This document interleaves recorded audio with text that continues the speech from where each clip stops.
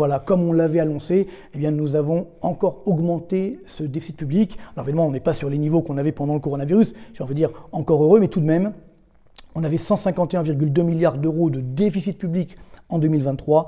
En 2024, on est à 169,7 milliards d'euros.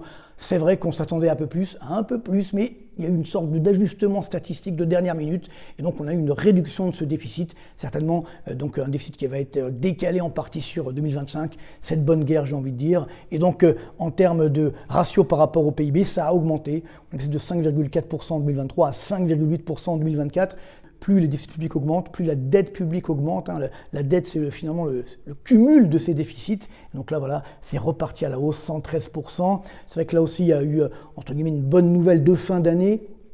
Ça arrive souvent sur les ajustements statistiques, mais dès le premier trimestre 2025, ça risque d'être particulièrement compliqué. La France est le cancre de l'Europe et de la zone euro en particulier, d'un point de vue du déficit public. Mais ce n'est pas tout. Le problème, c'est que c'est le seul grand pays de la zone euro. Je n'ai même pas parlé des pays qui sont en excédent public, mais c'est le seul grand pays de la zone euro qui voit son déficit public augmenter en 2024. Parce que c'est vrai que, bon, à l'époque du corona, on pouvait dire c'est normal, il y a de la difficulté. Mais là, tous les pays ont fait des efforts, sauf nous, malheureusement.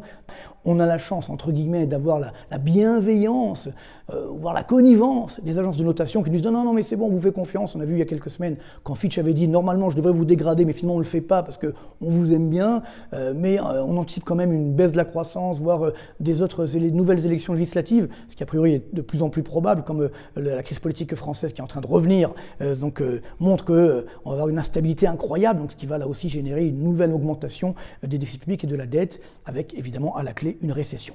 Le problème du déficit public, c'est l'État, effectivement, qui continue de creuser ce déficit sans aucune, finalement, contrainte sur les ODAC. Effectivement, il y a un petit déficit, mais sauf que c'est énormément de subventions de l'État qui viennent limiter, là aussi, ce déficit. Mais on se rend bien compte qu'on marche sur des œufs. Nous avons un déficit public, encore une fois, qui augmente, alors que tous les pays de la zone euro ont réduit leur déficit, quasiment tous.